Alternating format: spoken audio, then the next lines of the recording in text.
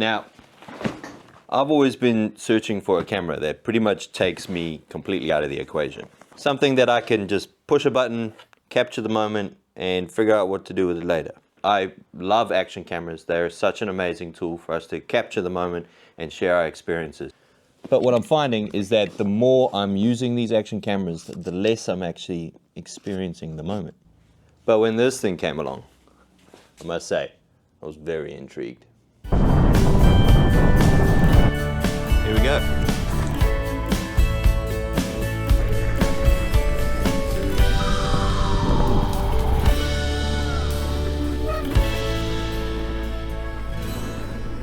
$8K 360 video that I can just push a button, capture it all, reframe it to any angle or aspect ratio, and never miss a moment. Sounds like an absolute dream. Just for a bit of transparency though, Insta360 did send me this camera to review, but this video is not sponsored by them at all. Now you'd think that this would be the perfect camera for me. And in my recent Canada trip, it was by far the device that I used the most. But now that I'm back, I have some thoughts. But before we get into that, let's talk about the specs and what's new with the X4. So the X4 now shoots in 8K 30 frames a second compared to the X3's 5.7K. So you're going to get far better quality when you crop in to your image. It also shoots in 5.7K 60 frames a second and 4K up to 100 frames a second for that slow-mo vibes. Just know that 4K or that 5K image is for the whole 360 image, so you will get a little bit of image quality loss compared to, shooting in the 8K version or even using a dedicated action camera like the Ace Pro or the Action 4, which can shoot 4K 120 over the whole image that it's got. The X4 is now a little bit larger than the X3 to squeeze in that bigger battery. To be honest, you definitely need the bigger battery now that you're shooting in 8K. Compared to the X3, on paper, you should be getting 135 minutes shooting in 5.7K compared to the 81 minutes on the X3. That number drops down drastically to 75 minutes if you're shooting with a full 8K. The only time I ever used the 5.7K was when shooting in low light. It does help a little bit to reduce the noise in your image and get better low light performance. So that 75 minutes in 8K is a little bit low compared to your normal action cameras. It's definitely not a deal breaker with that 75 minutes of battery. It got like 3/4 of a day of shooting before it died. But I'm definitely going to be getting myself a second battery for this thing as soon as I can, just for those longer days of shooting. There is also a single lens mode which behaves a bit more like a traditional action camera, just using one side of the lens. This you can shoot up to 4K 60 compared to what you could do on the X3, which was 4K 30. To be honest, I barely ever used the single lens mode, but it is there. If you've got a 360 camera, you might as well be capturing 360 footage. Another new feature that everybody has been asking for is removable lens covers. So these are just little plastic domes that clip into place and protect your very expensive lenses from scratches. There's two types. There's the standard plastic ones that come in the box, and then there's some premium Gorilla Glass ones that you can buy as an optional accessory. It's so cool that they come in the box and they just clip into place really securely and protect your lens if you're doing anything a bit crazy. But they do come with their quirks that I'll touch on in a bit. Right, so let's get into the review. I think what I'm gonna do is I'm gonna give you 5 things that I love about the new X4 and 5 things I don't, and then a little conclusion at the end. But I think let's have a change of scenery, eh?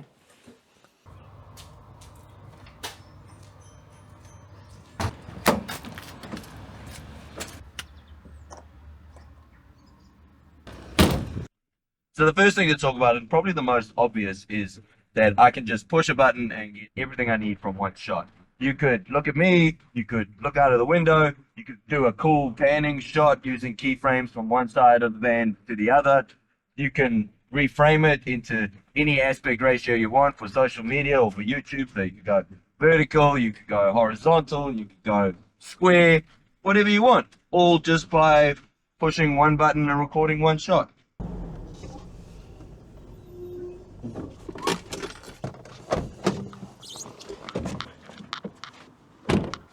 So I use this reframing feature all the time when I was in Canada. What's really great about this is I could just pick and choose what I wanted to look at while I was riding. So what I do is, as I'm riding along, if there was a particularly nice view, I'd just look at that and then come back to the riding. If it was getting steep, I could zoom out. If it was getting fast, I'd zoom in. Really versatile, and made these riding videos of mine just that little bit more interesting. I was also able to just pick my aspect ratios for whatever I was using it for, 16:9, horizontal, vertical, you name it. I just push a button and export that, and then I can go back and do the same thing again. And then that brings us to number 2 of the positives, and it's the app. The app is just so good. It's so quick and easy to use. It's intuitive. It's got heaps of awesome features. You can pretty much do everything that you could possibly need to do in the app and export it. So easy to use. I would, straight after a ride, connect in there and have a look at some of my footage, see what I got. I was able to select the keyframes, move around, decide what I want to be looking at, and just export it into whatever I wanted. Honestly, 10 out of 10 for the app. I never ever had any connection issues or crashing or anything like that. I'm sure people do, but I used this extensively on a holiday and didn't get anything. The app also has a desktop companion app, which is, again, super handy.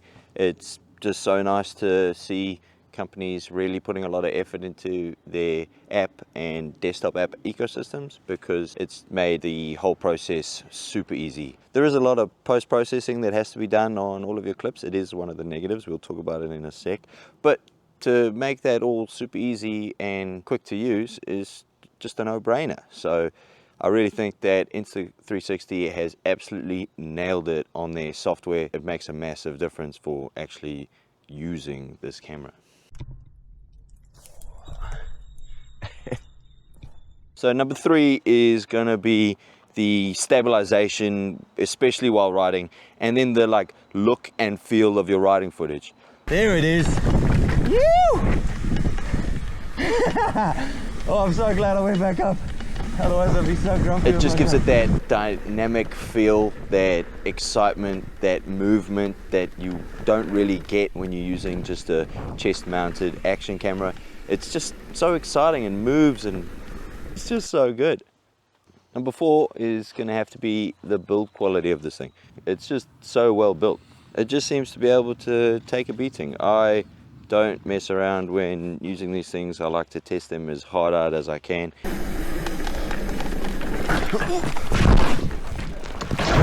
And I've banged this thing and crashed, and yeah, it's still going strong. That, and just the quality of the doors and latches and all of that kind of stuff, it really makes a big difference when you're using these cameras. All right, it's starting to rain, so I'll tell you about number 5 back in the studio. Right, back in the workshop, and it's probably the best spot to talk about number 5, and that is the insane amount of mounts and accessories that Insta360 provides, first party and second party. Let me go grab some. So these are just some of the ones that Insta360 sent to me, and they're just for biking. Feels like if you have any idea of some crazy shot that you want to do specific to the sport that you want to do, Insta360 has kind of thought about a mount for you. There's rope mounts for skiing, there's suction mounts, there's motorbike mounts, there's like a ridiculous amount of bike stuff. My favorite one is actually this little guy. It's a third person rear mount for your bike. So this clamps onto your seat post, and then that extends out and gives you that kind of rear third person view. Yeah, this is my favorite accessory. Some other cool ones that I got. This is the stem mount. This worked really well for like me riding and talking directly to camera. Obviously your standard kind of ball and socket one. There's the GPS remote, which is pretty cool. So if you have it like away from you or outside the car or something like that, you can use this to control everything. And it also gives you GPS overlays, which is pretty cool. I'm going to have to squeeze a bonus one in here, because watching this all back, it just has to be said how awesome this camera is at just getting those weird and interesting shots. You can really let your imagination run wild and take those videos to the next level. Alright, so let's talk about the negatives. So for the most part of these, it's actually just pretty obvious that these are things that you have to put up when dealing with 8K 360 footage. There are a couple ones that are directly related to the Insta360, but for the most part, these are things that you're just gonna have to deal with when recording 8K footage. So number one, and it's pretty obvious, like I said, it's the file size. These files are just insanely big. You're gonna have to invest in some serious storage or be dumping and clearing your cards pretty often. I recommend that you get the Insta360's SD cards. It's 256 gigs.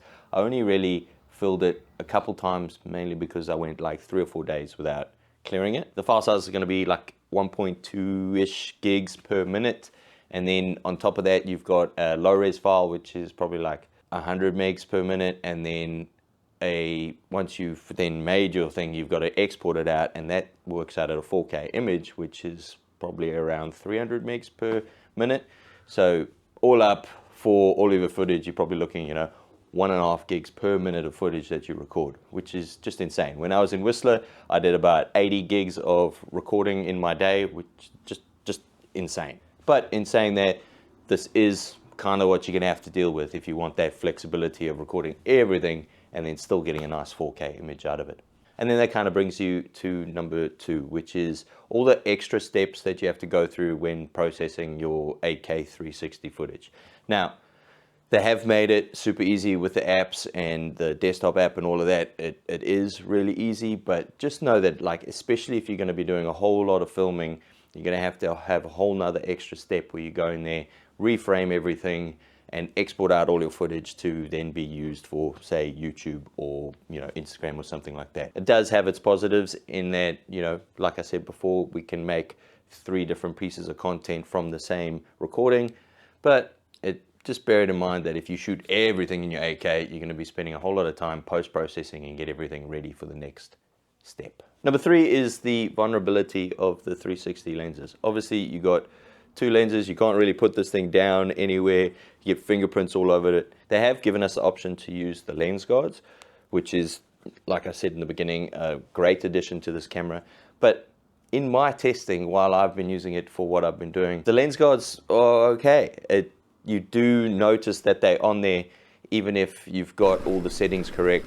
If you get any dirt or splash on those lens guards, it's way more pronounced when you're riding than if it was just splashed on the lens, because it's actually a little bit of kind of parallax that it's moving all the time. It's really weird. The other thing that I found is that I'm quite a sweaty guy, and if I have my Insta360 mounted to my chest with the lens guards on, I tend to sweat on the camera, and yes, the lens guard stops it from hitting the lens, but because the camera gets so warm, it actually fogs up the lens covers and ruins the image again. So I actually ended up for pretty much everything, even if I was doing silly stuff, not using the lens guards, which, yeah, probably not a good idea.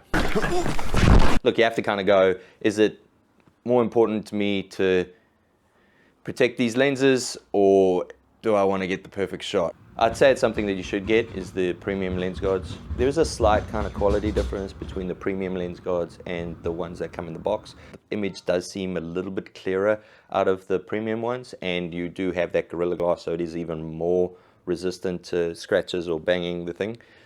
The accessory that I do recommend getting, absolutely first thing you should buy, it's 100% the best thing to buy for the Insta360, is this little silicone protective sleeve. I always had this with me, and it just sits on there. Now you can put it down on things, you can put it in your bag, you can run around with it.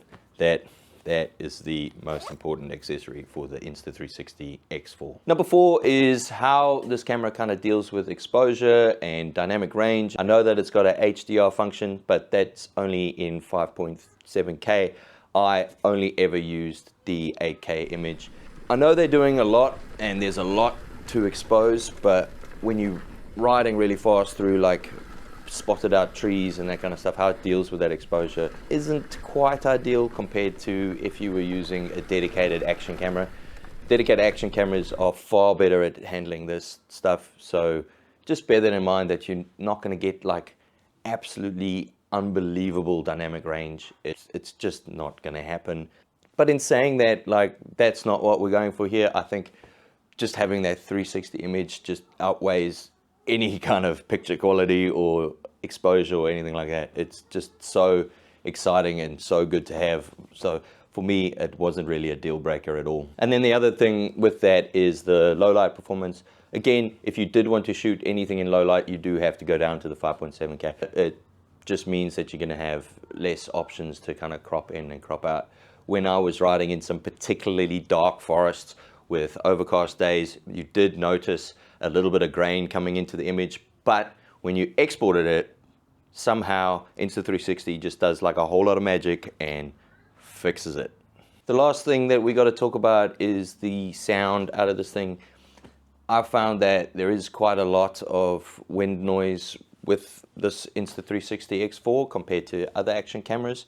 Like, yes, you can get little wind muffs for this now, which is another accessory that you can get, and apparently that does make a huge difference. And it also does have some pretty good kind of wind noise cancelling stuff going on, but it just isn't quite as good as some of the dedicated action cameras that are coming out at the moment. What is a nice feature, and what I saw come in on the GoPro, is that you can connect Bluetooth mics like the DJI mic to this camera.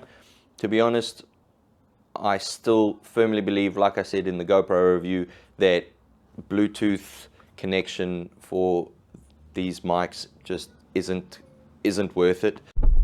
Right, so this is a quick test of the DJI mic connected to the Insta360. It's pretty cool that it can do this. It's just connected over Bluetooth. To be honest, it's okay, it's usable. It's definitely better than nothing. Never sounds nearly as good as either the internal mics or this recorded in 32-bit float by itself. So if you are going to do that, what I'd highly recommend is, yes, connect it to Bluetooth, but then make sure that your recorder is recording internally, and then you can sync the two really easily in post. So those are my positives and negatives, but what do I actually think of this thing? To be honest, I'm not going to beat around the bush here. I think that this is the best action camera that you can get at the moment. Yes, it's got its quirks. Yes, it makes massive files and you have to do a whole lot of extra post stuff, but the way Insta360 has implemented this to just be an awesome package that captures absolutely everything that I do, and then I can just kind of decide later what I want. It's fantastic. Before, I was riding with two action cameras, one in vertical, one in horizontal, trying to catch everything in there. It was a whole lot of faff. This is the one.